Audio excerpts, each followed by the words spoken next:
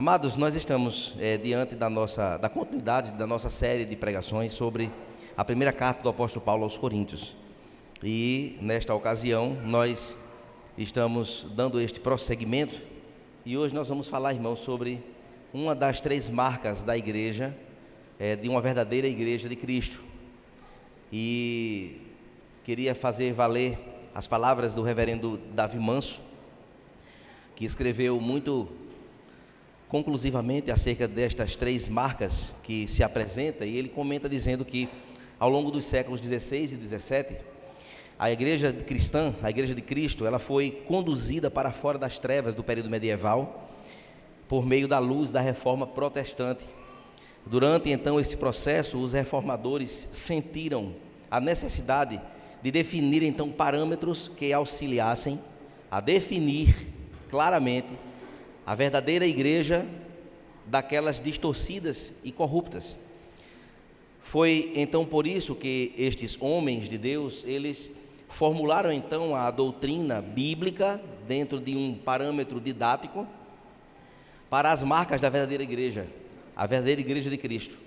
E uma igreja autêntica, ela deve ter de fato quais marcas? A primeira, a exposição fiel das Escrituras. Não é qualquer pregação, é a exposição do que o texto está dizendo, com fidelidade ao seu contexto, dizendo o que o texto está dizendo e não inferindo ao texto nenhum acréscimo.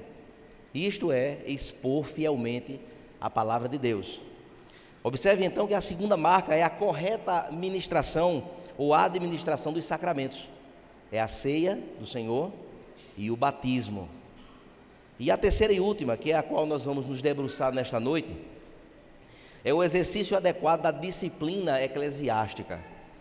É de fato, irmãos, um instrumento, abençoador, previsto nas Escrituras, não só este ponto, mas os demais que nós lemos, que uma igreja ela deixa de ser uma genuína igreja evangélica quando ela deixa de cumprir um desses parâmetros. E facilmente nós podemos identificar se uma igreja ela é verdadeiramente cristã ou não. Se a igreja ela não disciplina, não tem cuidado algum com o rebanho, ela deixou as vistas grossas, a vida do crente faltoso com a doutrina cristã bíblica. Então ela já deixa de ser. Assim, meus irmãos, a igreja ela seria então um fato de identificação como pura noiva de Cristo, quando nós então olhamos com a devida atenção a este terceiro ponto, a este terceiro pilar.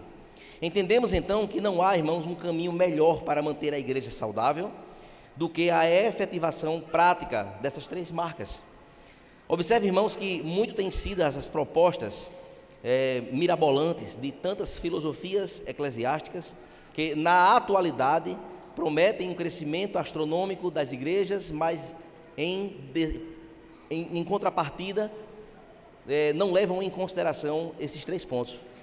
Então, de que adianta uma igreja lotadíssima, extremamente gigantesca, quando a igreja, ela, por parte do púlpito dela, ela não exerce esses três pontos previstos na palavra de Deus, para que ela seja de fato uma igreja genuinamente cristã.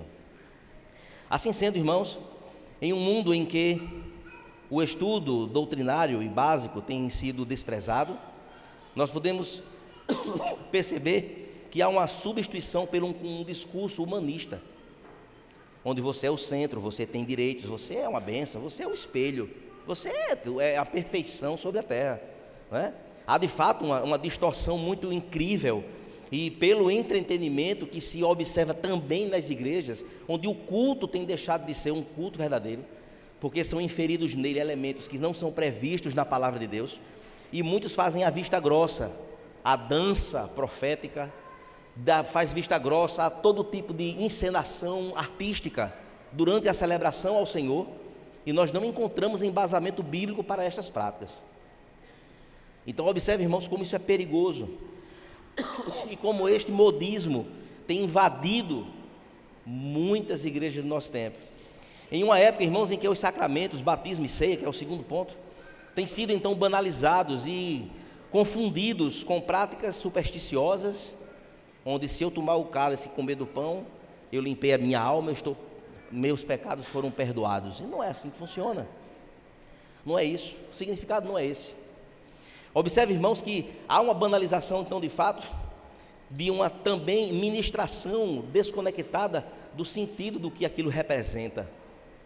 Assim, meus irmãos, em um tempo em que o pecado, ele é tratado levianamente,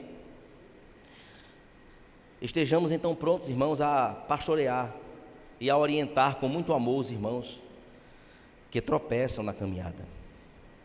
Quando expressamos a palavra disciplina, para muitos ela soa como algo ruim, pejorativo e negativo. Este é um pensamento católico. E o nosso pensamento é cristão, onde de fato a disciplina, infelizmente, ela é tratada de uma forma inadequada. Dentro dos espaços eclesiásticos, muitas vezes ocorrem erros na condução da disciplina do faltoso.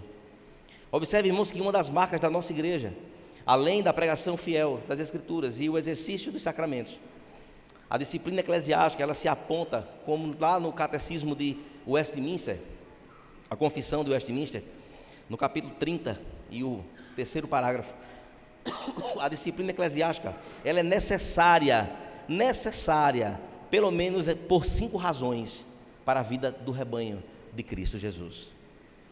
E esses 5 pontos são: chamar e ganhar para Cristo os irmãos ofensores, instruindo, mostrando, ensinando, dizendo o que é que a palavra diz, o que é que de fato está previsto na palavra, o que é que de fato é preciso fazer, qual é o caminho a ser tomado. Este é o primeiro ponto. O segundo ponto: impedir que outros pratiquem ofensas semelhantes, porque na hora que a igreja ela não cuida desse lado, desse ponto estratégico da caminhada da igreja, e ninguém faz nada, então há de fato a ideia, a sensação de que pode acontecer qualquer coisa, que não vai dar nenhum problema. Observe que o terceiro ponto, irmãos, do catecismo diz que a disciplina, ela serve para purgar o velho fermento que poderia comprometer a massa inteira. Ou seja, o fermento é retirado antes que prejudique todo o restante. É vindicar então a honra de Cristo e a santa profissão do Evangelho. E por fim, em quinto lugar, evitar a ira de Deus sobre a igreja. Se ela permitisse que o pacto divino e os seios dele fossem então profanados pelos ofensores notórios e obstinados. Por fim, irmãos, introdutoriamente, eu trago também as palavras do reverendo Valdeci Santos, que diz, apontando para o texto de Apocalipse capítulo 3 e o verso 19: é certo que o mundo vê a disciplina como uma expressão de ira e hostilidade, mas as Escrituras mostram que a disciplina de Deus é um exercício do seu amor por seus filhos. E aí o texto de Apocalipse 3:19 diz que Deus não disciplina bastardos, mas disciplina filhos. E assim, meus irmãos, carinhosamente, ao nos debruçarmos sobre este ponto da carta do apóstolo Paulo aos Coríntios, eu convido você a abrir a sua Bíblia no capítulo 5, e nós vamos ler do verso 1 até o verso 5. Podem ficar sentados como vocês estão, nós vamos fazer essa leitura desse texto.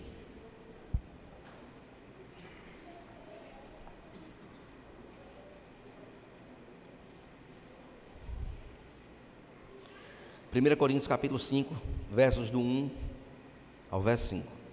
Diz assim: ouve-se por aí que entre vocês existe imoralidade, e imoralidade tal que não existe nem mesmo entre gentios, isto é, que alguém se atreva a possuir a mulher do seu próprio pai.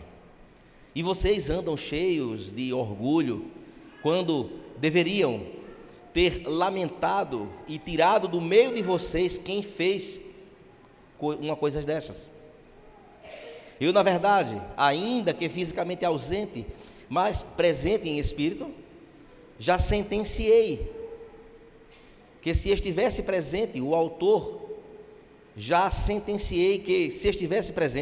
o autor de tal infâmia, em nome do nosso Senhor Jesus Cristo, reunidos vocês e o meu espírito, com o poder de Jesus, nosso Senhor, que este tal seja entregue a Satanás, para a destruição da carne, a fim de que o espírito seja salvo no dia do Senhor.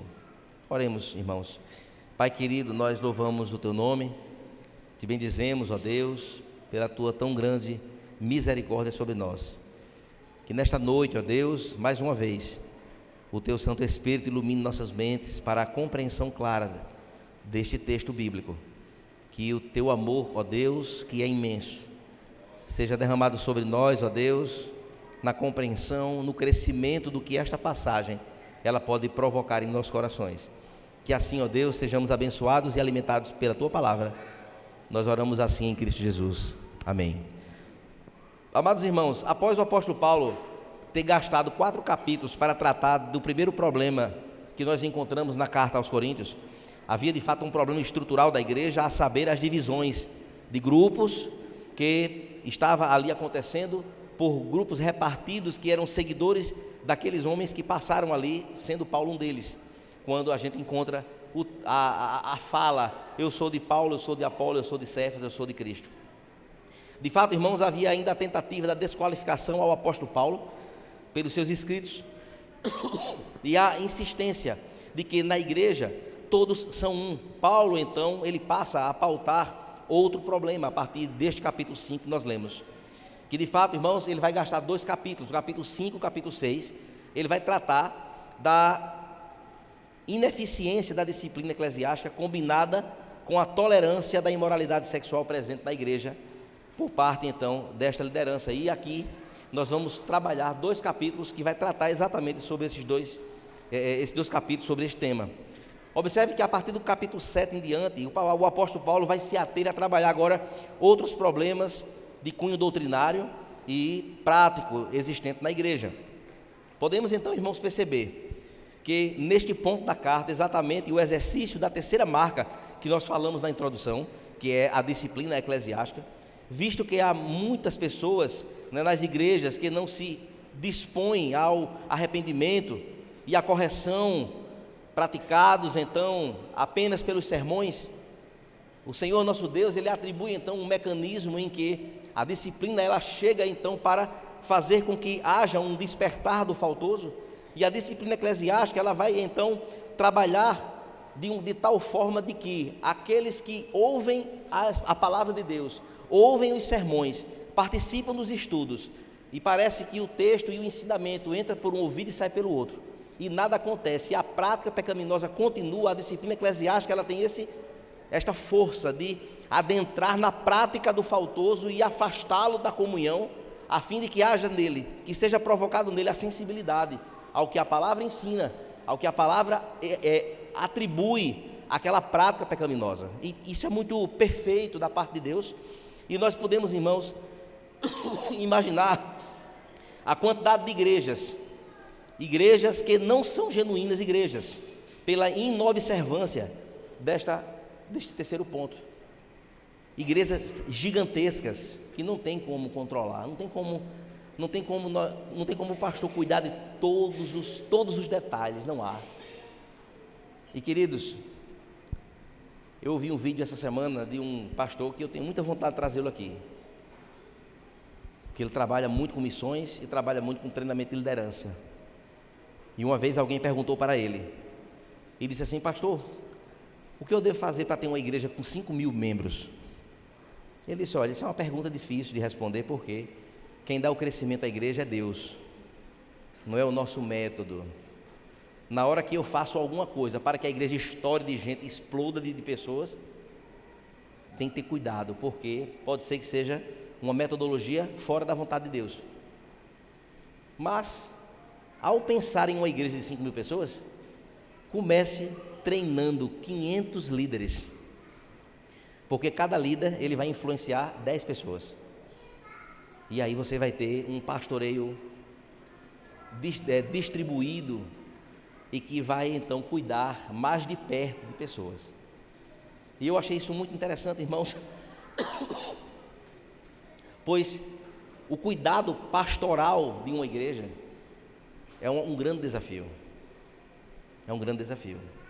É de fato o pastor ter um olhar, ou o líder ter um olhar de tal forma minucioso, contando então com a o discernimento que Deus dá, usando as Escrituras Sagradas, e aí coloca-se de lado a amizade, o carinho, a bondade, o amor, o companheirismo, coloca-se de lado as afeições pessoais para tratar agora com a vontade de Deus. E muitos não estão dispostos a fazer isso. Em nome da amizade, vistas grossas. Em nome de uma conveniência, vistas grossas. E este é o grande desafio do nosso tempo. E meus irmãos, observe que ao final do capítulo 4, então, que nós já concluímos, Paulo então planeja visitar aqueles irmãos.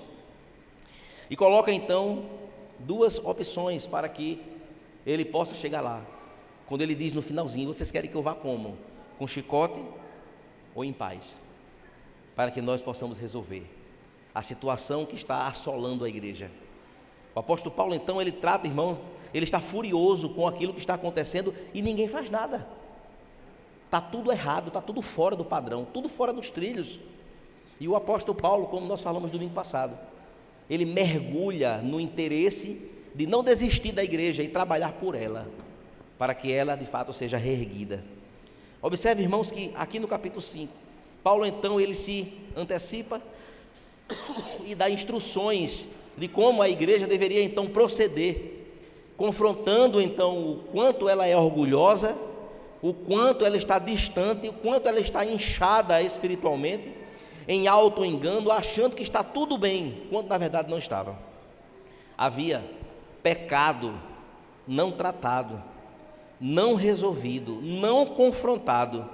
E o que de fato estava acontecendo? Como nós lemos, no capítulo 1, havia um homem imoral dentro da igreja, vivendo normalmente como se nada tivesse acontecendo.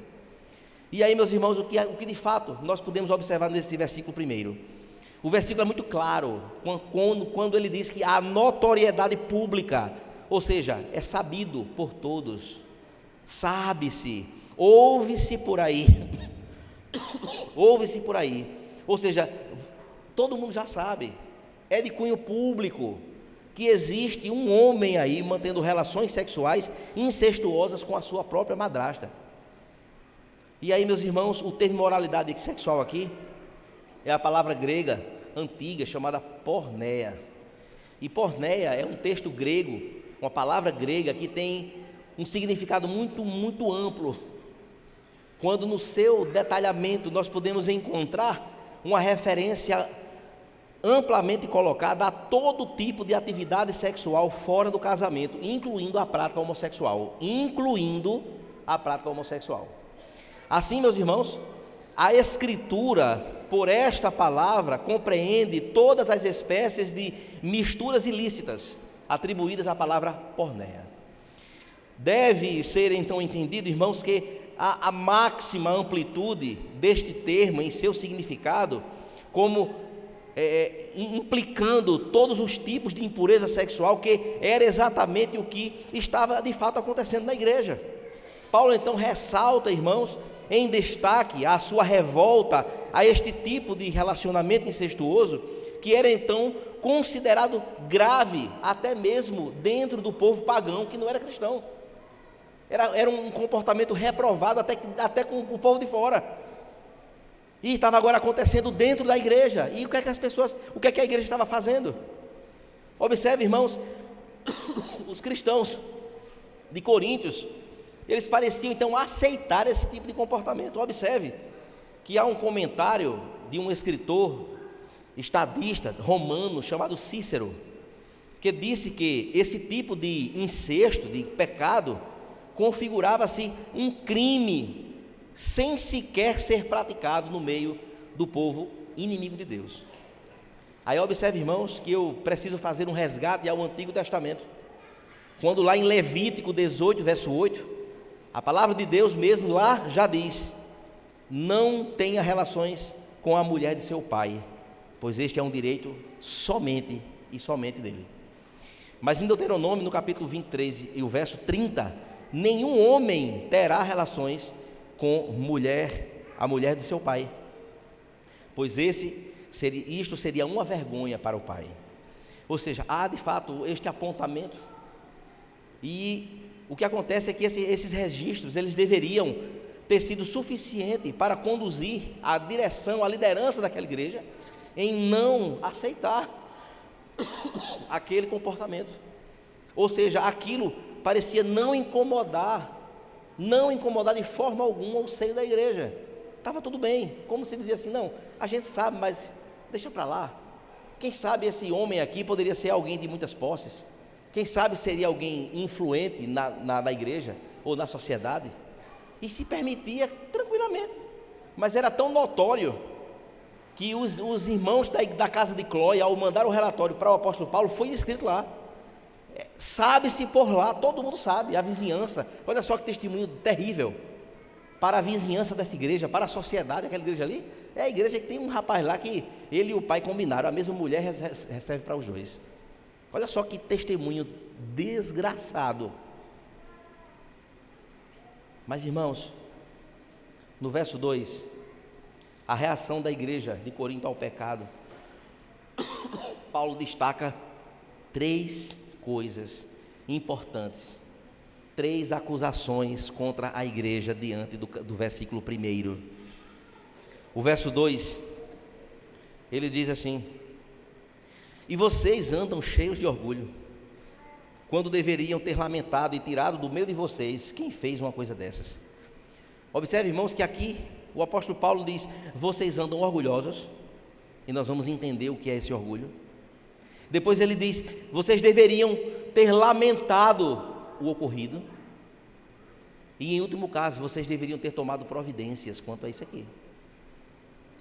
E meus irmãos, que tipo de orgulho o apóstolo Paulo ele infere aqui? Vocês são orgulhosos porque vocês se consideram espirituais. É o que nós vimos aqui em capítulos anteriores. A igreja de Corinto se considerava espiritual demais, tudo certo, tudo diante de Deus perfeito. Por acharem então que presença de dons espirituais no meio da igreja aconteciam e estava tudo ok. Mas isso Paulo, irmãos, ironicamente, os acusa de tal erro no capítulo 4, que nós pregamos em domingos passados, do verso 8 ao verso 10.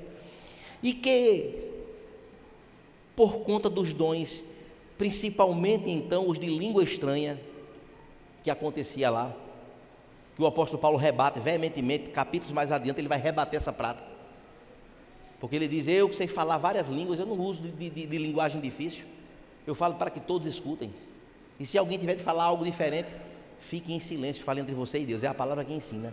E se for falar uma língua que ninguém entende, que haja 2 intérpretes, que interpretem o que está sendo dito para que a igreja seja edificada. Se não for assim, se cale. Mas esse povo aqui estava cheio de orgulho. Ah, o quê? Aqui nós somos espirituais. Observe, irmãos, que como o apóstolo Paulo ele é combativo em relação a isso. Observe então, irmãos, que aquilo eles consideravam como uma prova que a presença do Espírito Santo estava ali com eles. E se era assim, os pecados existentes da igreja não significavam muito problema. Não, olha, a gente fala em língua estranha, a gente é espiritual, né? Como hoje a gente vê por aí, até o pregador até muda a fala, né?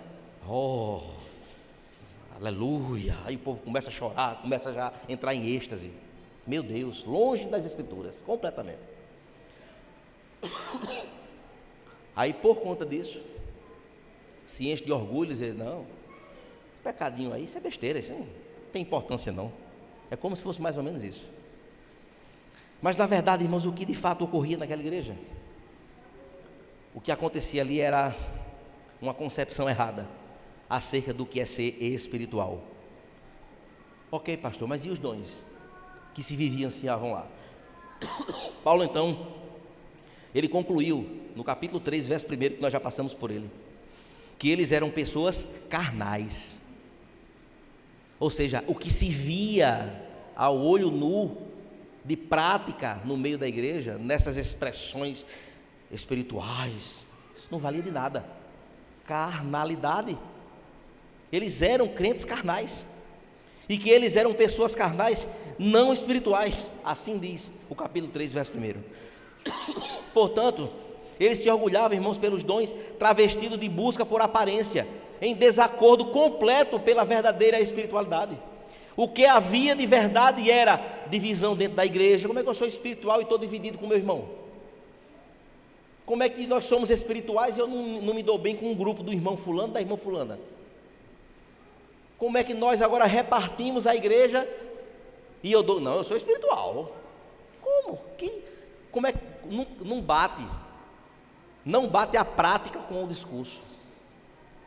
O que acontecia lá era essa imoralidade sexual, era a negação quanto à ressurreição de Cristo por parte de um grupo da igreja, que dizia, não, a gente não crê que Cristo ressuscitou. Então, se não crê que Cristo ressuscitou, meu irmão, nós somos os piores dos homens, e a nossa esperança é vã a nossa fé. Assim, meus irmãos, o que é estar cheio do Espírito Santo? Ora, se eu sou cheio do Espírito Santo, a palavra santo subtende-se santidade. O Espírito Santo está no cidadão, no crente, e não há nele uma vida de santidade, não bate. O Espírito Santo de Deus não coaduna com a vida carnal. Isto é muito claro, irmãos, não precisa nem desenhar. Em segundo lugar, eles deveriam ter lamentado, ou seja, eles deviam se entristecer pela queda daquele irmão faltoso, porque não tiveram nenhuma iniciativa, nenhuma providência foi tomada.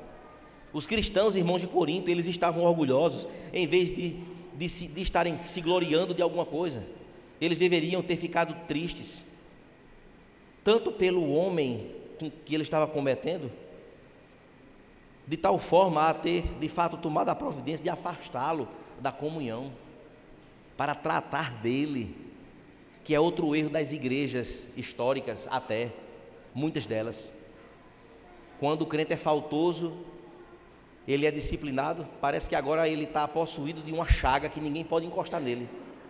Historicamente, disciplina é a exclusão da igreja. Calma, não é assim. Eu preciso chegar junto do faltoso, tratar com ele, mostrar o erro, mostrar o caminho,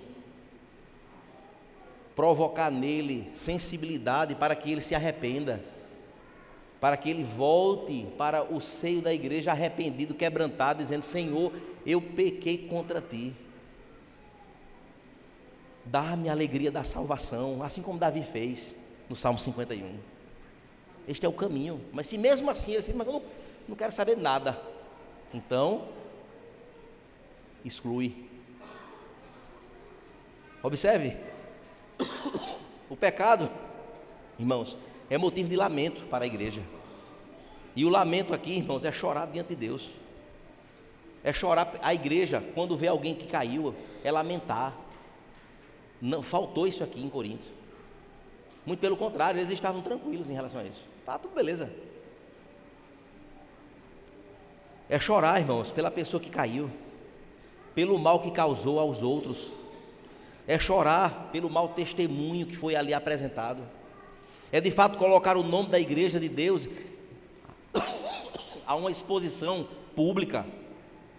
É chorar, irmãos, pelas consequências daquela queda. Às vezes, atos pecaminosos na igreja trazem consequências gravíssimas, que levará muito tempo para que seja apagado. Isso é triste. O apóstolo Paulo, ele não usa meias palavras. Por outro lado, irmãos, aquela igreja, na verdade, diante daquilo que o apóstolo Paulo está falando aqui, quebrantamento zero pela igreja. Nem aí. Nada de confissão de pecados, nada, só celebração, só culto, louvor reprovado por Deus, porque eram carnais. Era um culto que aparentemente estava tudo maravilhoso, e Deus olhava assim: vocês estão longe demais, este culto eu não recebo. Não vamos, irmãos, jamais achar que pelo fato do ambiente estar limpo, cheiroso, lotado de gente, música bonita, som gostoso de escutar, tudo maravilhoso, isso não quer dizer que Deus está se agradando do culto, porque o Senhor, Ele visualiza o meu e o seu coração. Ele sabe o que é que acontece no privado das nossas vidas, do nosso coração. Ele sabe, ipsilíteres, ponto por ponto, detalhe por detalhe, cantinho por cantinho, recôndito por recôndito. E o que é que o Pai está à procura?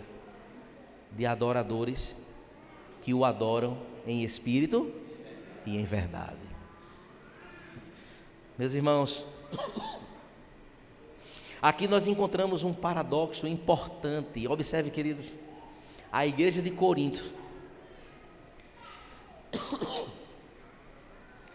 ela estava dividida ao se tratar de corpo de Cristo, mas ela estava unida ao tolerar o pecado existente dentro da igreja. Olha que coisa triste. Observe, irmãos, como uma consciência carnal, ela inverte os valores.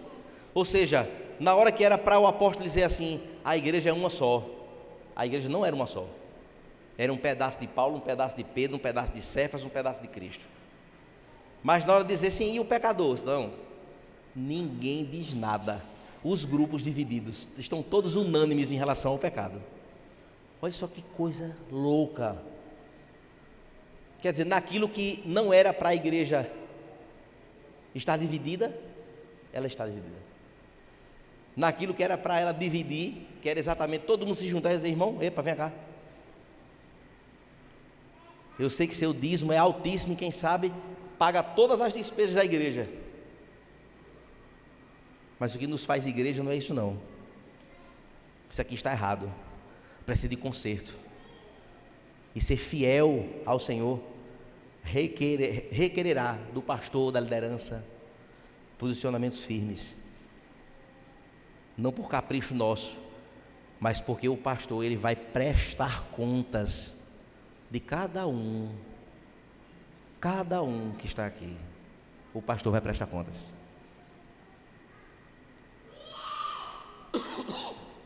E o obreiro fiel, ele precisa jamais esquecer de que naquele dia, quando ele estiver da frente do Senhor dos Senhores,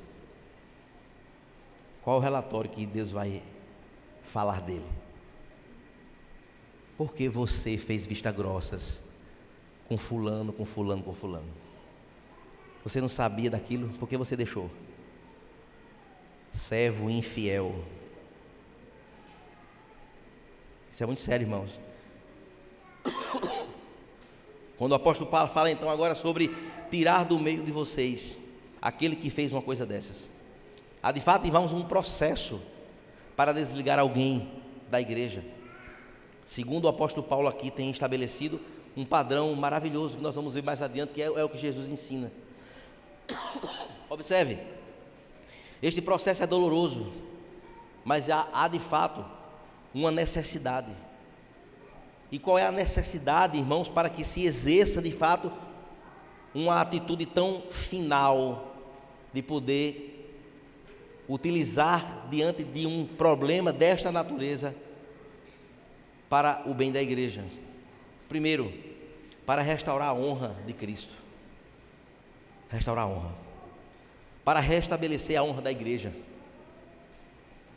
Para curar as consciências das pessoas, ao ter claramente vívida a posição da igreja, conforme de fato deve ser aplicado o que se ensina, o que de fato se estabelece.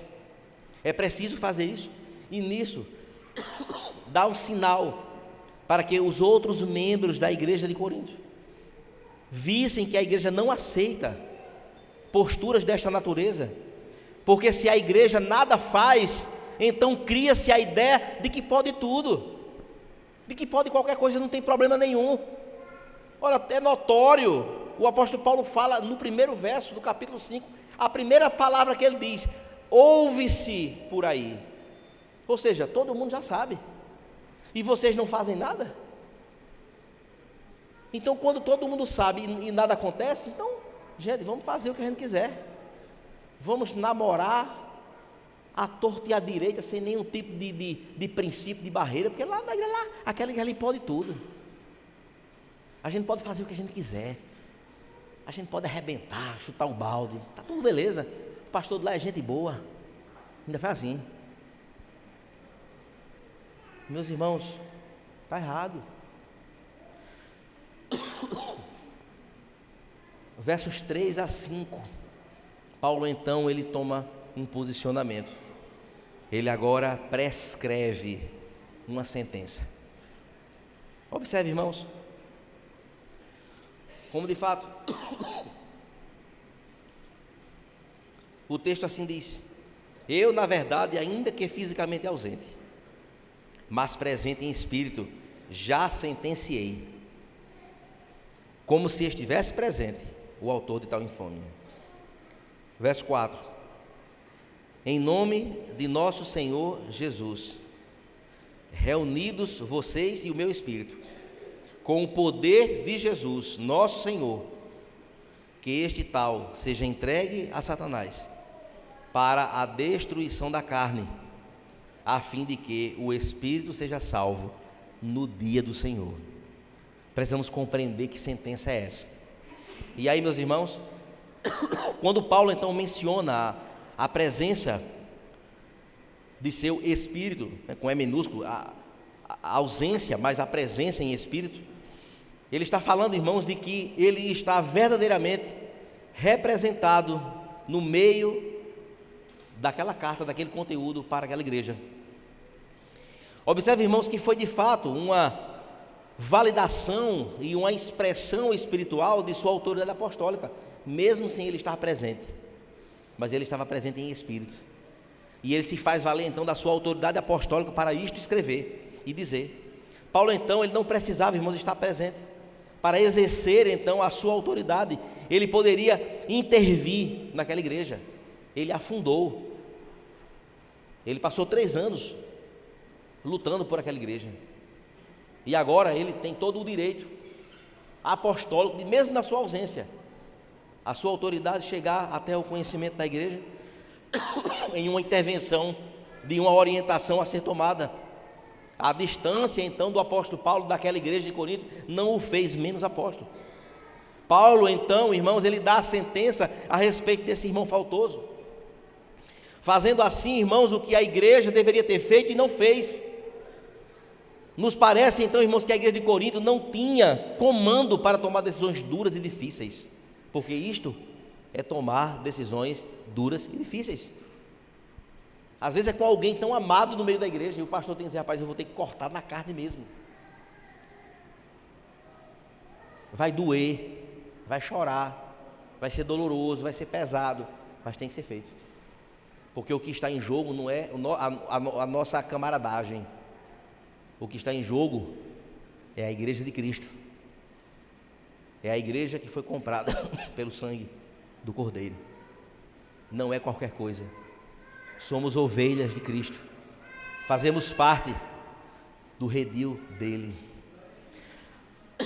E aí, irmãos, o verso 4 e 5 então ele diz: colocar o faltoso para fora da igreja, no mundo. E esta aplicação é de fato tirá-lo da igreja e colocá-lo à disposição do domínio do diabo, porque quando se desliga da igreja e coloca lá fora, agora é o diabo que está cuidando, que vai agora conduzir a vida do faltoso, porque não quis conserto. E isto é muito pesado. As palavras do apóstolo Paulo são duras de verdade, mas observe, irmãos, que ao fazer isso, agora sob o domínio não mais de Cristo, do reino de Deus, mas agora sob o domínio do diabo, agora pronto, é a porteira aberta para fazer agora o que quisesse. Certamente a carne seria destruída, certamente haveria agora problemas após problemas, e quem sabe quais são as consequências do fim de todas as coisas.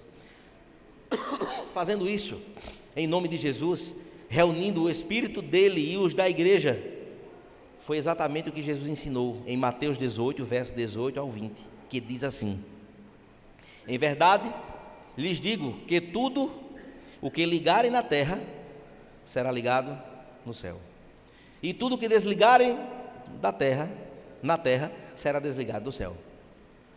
Então a igreja, ela tem uma autoridade para ligar, desligar.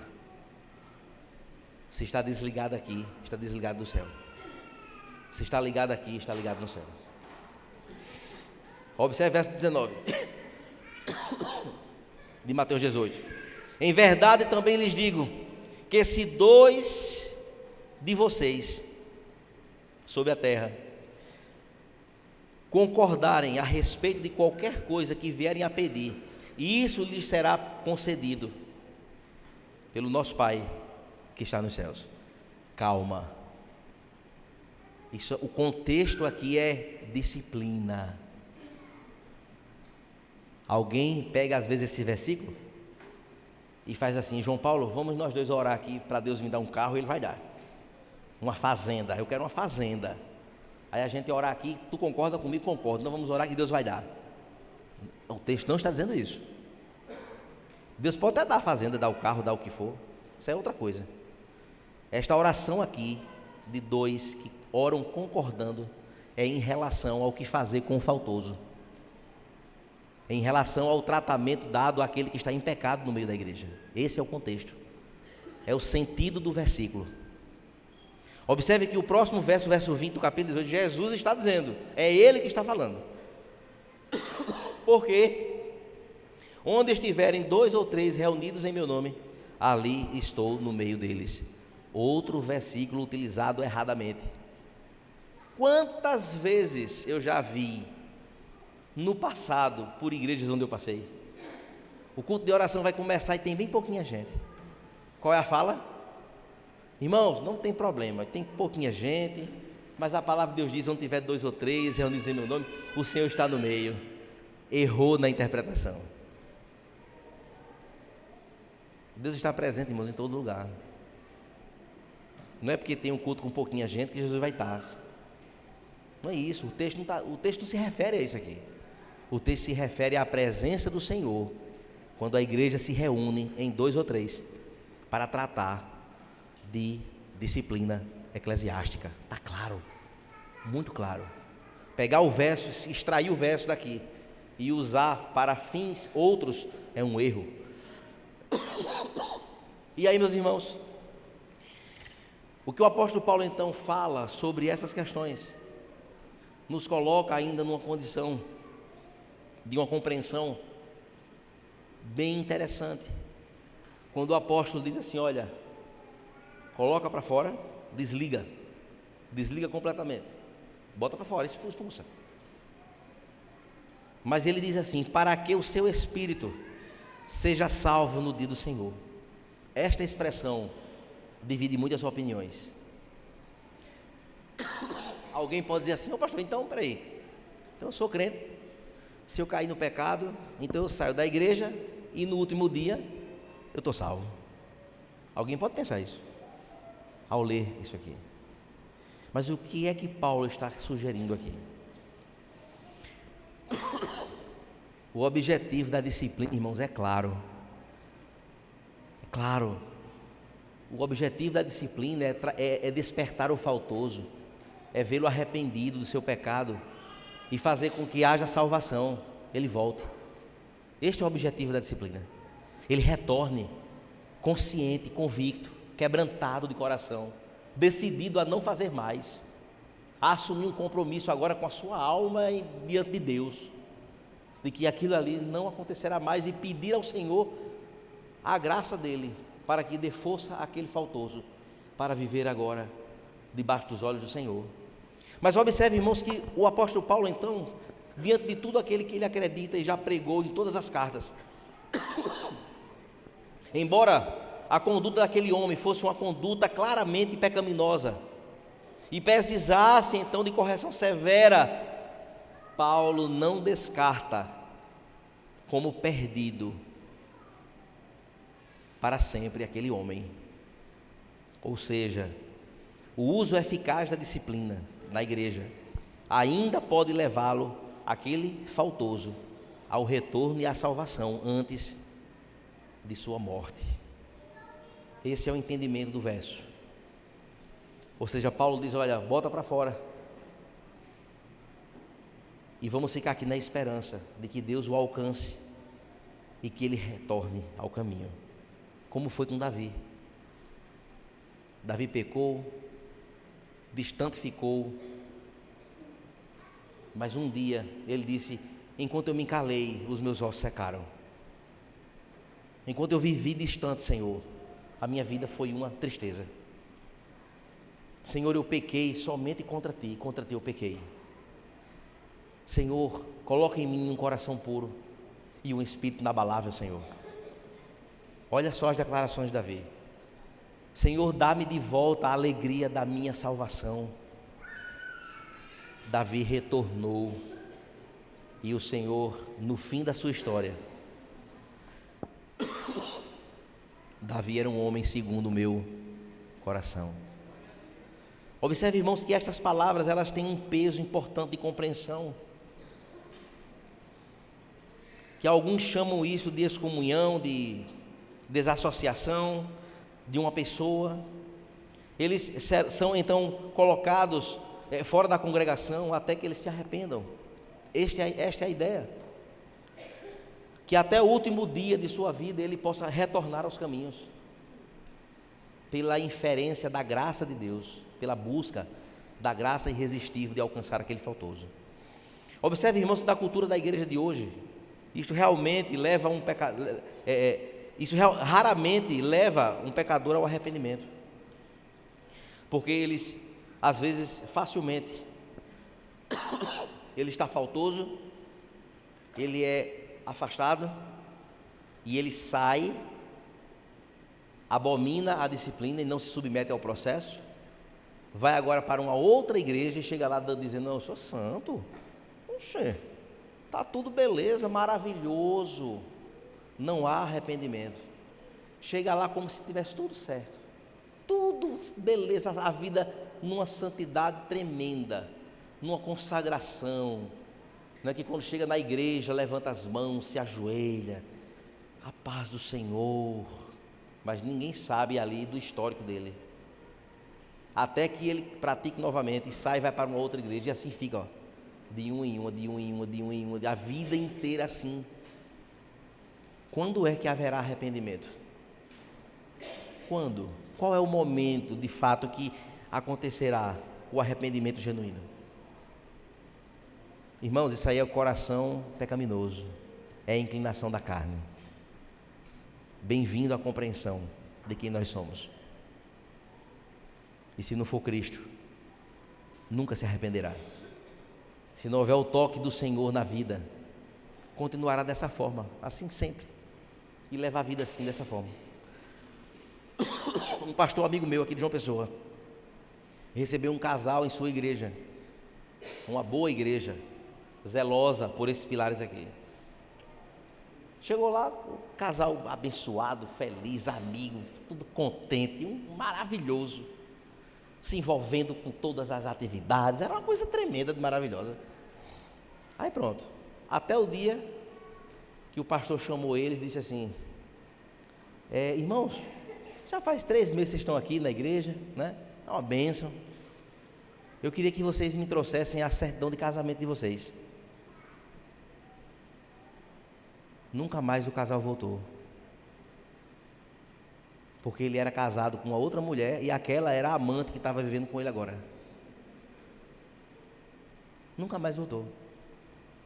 Compreende, irmãos, que coração obstinado poderia muito bem dizer assim: pastor, eu preciso ser disciplinado, eu preciso consertar a minha vida, eu preciso corrigir a minha vida, me ajude, eu preciso de ajuda, eu não posso ajudar nada, eu que preciso de ser ajudado. Entende, irmãos, como isso é complexo? E ao visualizar, irmãos, todas estas questões ligadas à igreja de Corinto, eu queria concluir essa mensagem de hoje dizendo que é possível, irmãos, que os crentes, um crente, ele possa cometer pecados escabrosos, como esse, por exemplo, aqui que nós falamos, que é até pesado até de comentar, tal prática, com graves consequências.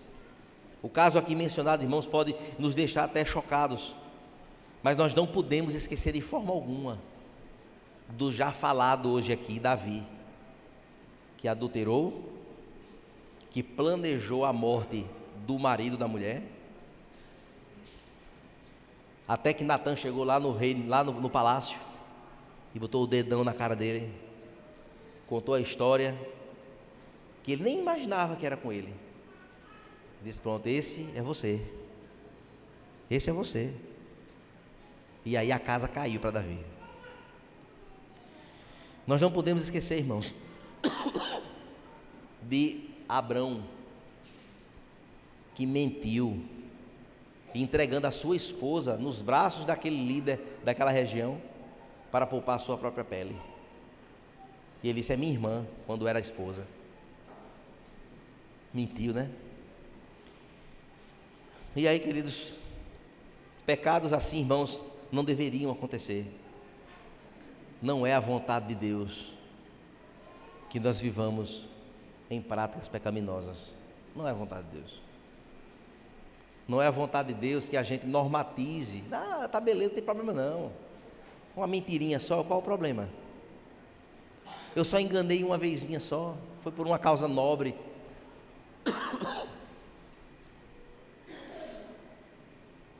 O fato, irmãos, de sermos filhos e servos de Deus não nos deixa imunes a errar e a pecar.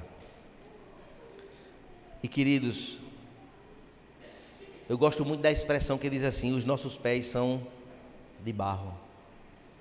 Os nossos pés são de barro. Precisamos ser vigilantes, irmãos, a cada dia da nossa vida. Quem estiver de pé, cuide-se para que não caia.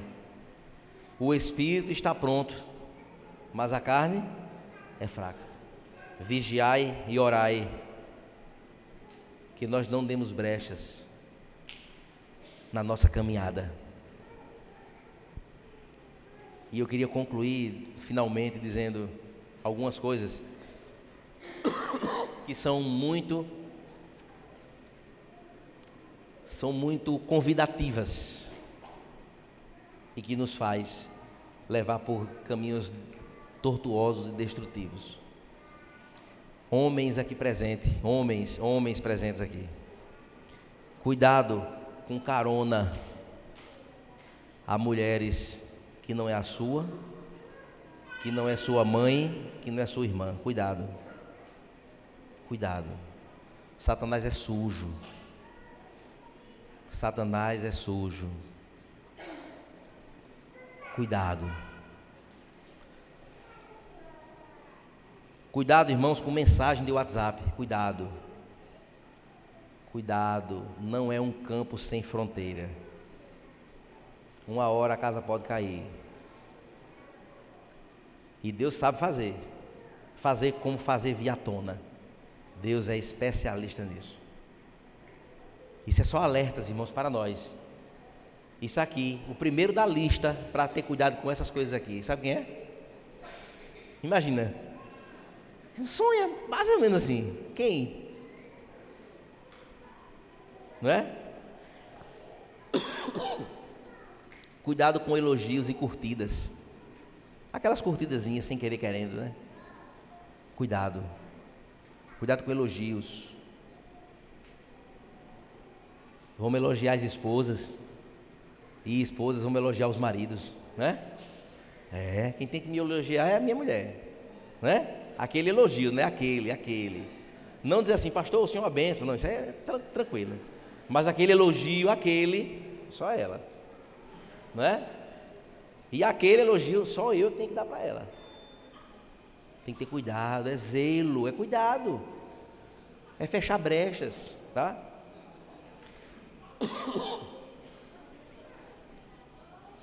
E tantas outras coisas infindas, irmãos, infindas, que podem nos levar a coisas graves, com graves consequências. Graves consequências. Eu tenho um exemplo familiar de algo gravíssimo, com consequências já há mais de 40 anos e aí pelo resto da vida. Por conta de um passo errado, de um pecado, com alguém que não podia ser, de jeito nenhum. Um jovem crente da igreja, crente da igreja, cantava, inteligente, cara fantástico. Um dia, deixou de vigiar. Surgiu uma gravidez de uma pessoa que não era nem a namorada dele. E isso foi desastroso, desastroso. Meu Deus. Nós vimos hoje no carro comentando sobre isso. Cuidado, irmãos, cuidado, namorados que aqui estão presentes. Cuidado.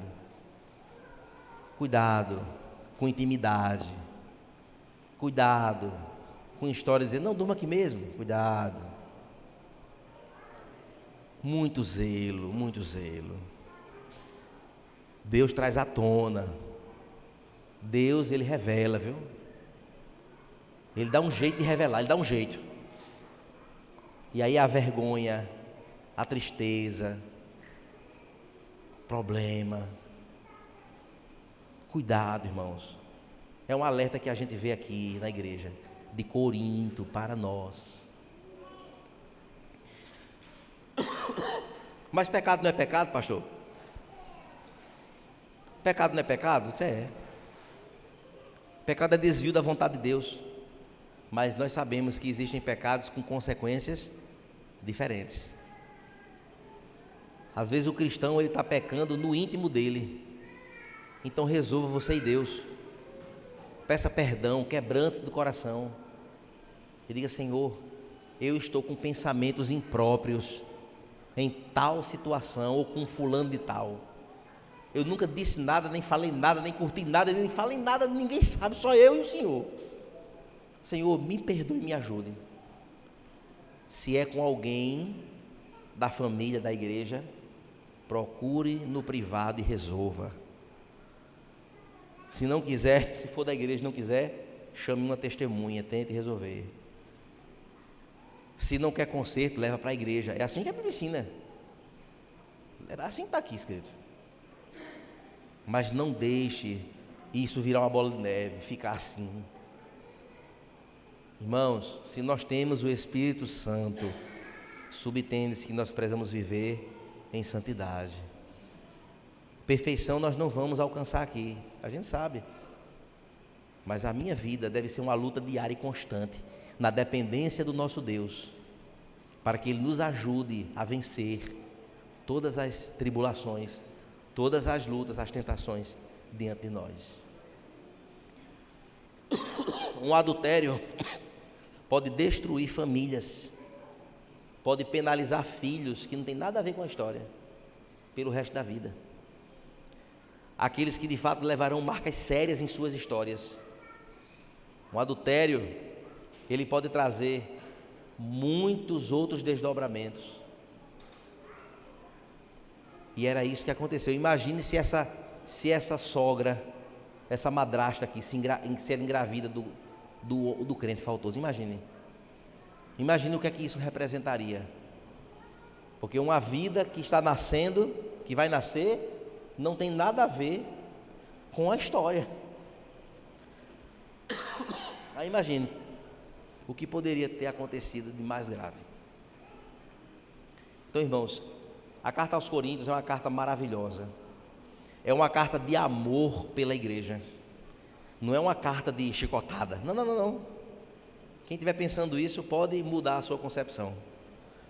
As duas cartas aos Coríntios, irmãos, é uma carta de amor de um Deus poderoso que nos fez e nos salvou, para instruir-nos, para alertar a minha vida e a sua, para alertar a igreja, para que nós vivamos diferente do que o mundo vive lá fora. Vivemos diferente do que o povo lá fora faz, e do que igrejas aí afora se intitulando como igreja evangélica, e não tem nada de igreja evangélica, porque não tem disciplina, não tem pregação, é tudo de qualquer forma, é de bolo. A ceia qualquer pessoa pode tomar, não tem problema, porque a ideia do progressismo é essa. Entrou pela porta ali, pode tomar a ceia do Senhor. E está errado. Está errado. A ceia do Senhor, ela foi estabelecida para o povo de Deus, que vive em comunhão com Deus. É um ato memorial de fé, em que a presença de Cristo se apresenta naqueles elementos, para viver então uma vida de santidade que agrada a Deus, que representa de fato que o Senhor morreu pelo seu povo, pois nós anunciamos a morte de Cristo até que Ele volte.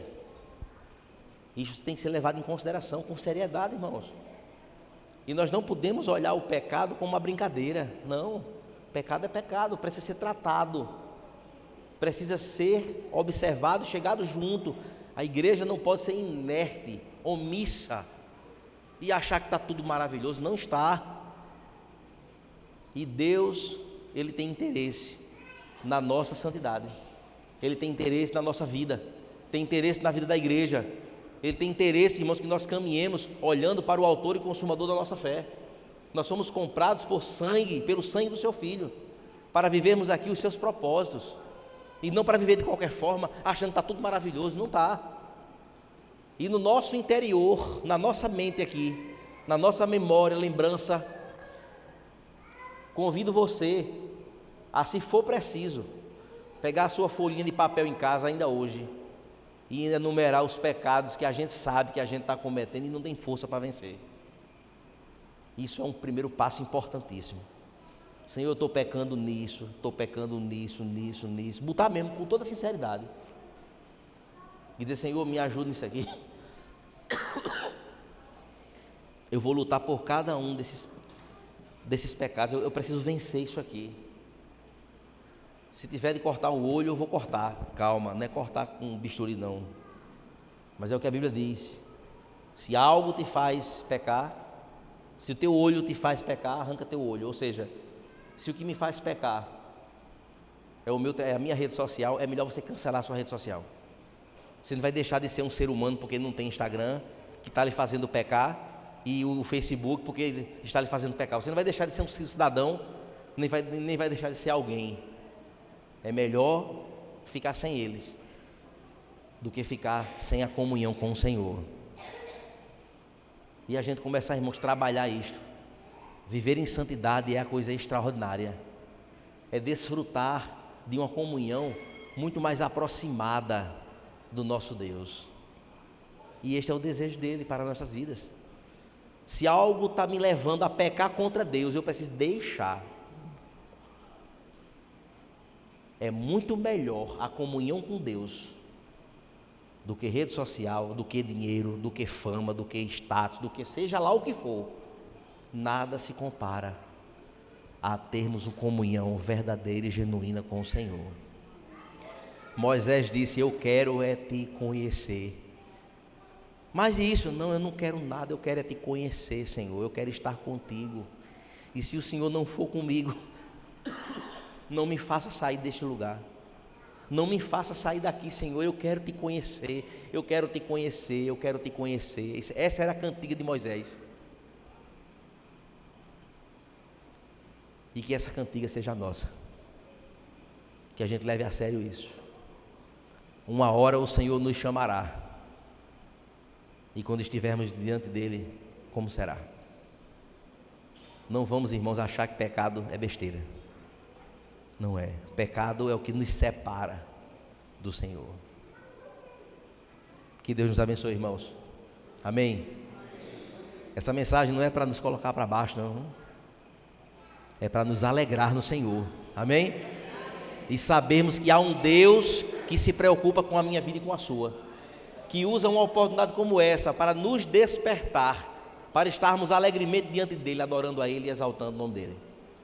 Esta é a vontade do Senhor para esta igreja, para a minha vida e para a sua. Fiquemos de pé e vamos orar ao Senhor.